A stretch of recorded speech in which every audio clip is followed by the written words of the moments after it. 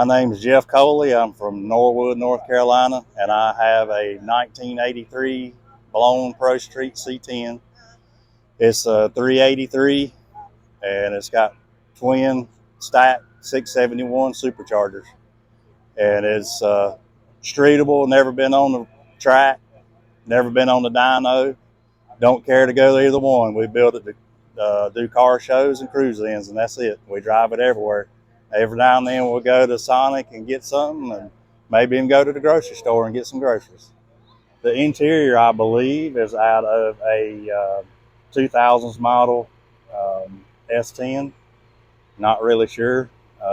Eventually, I've got a 60 Impala Dash like my wife's Camaro that's going to be going in here, so that's going to change the interior up a lot.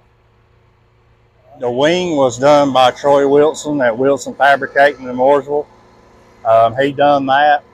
He's done the rings around the cutouts for the exhaust, and he also done the polished aluminum sheet metal that is under the hood.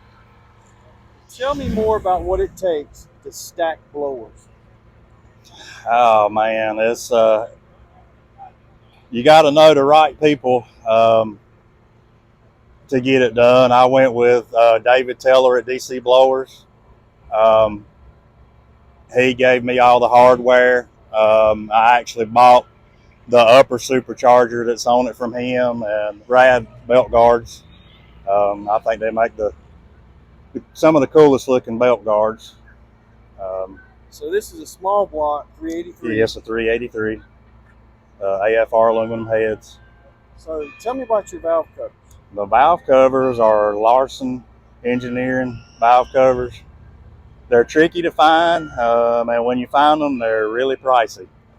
It's a pretty good little cruise in. I like the area that it's in. It's downtown, and it's pretty laid back. It's really nice.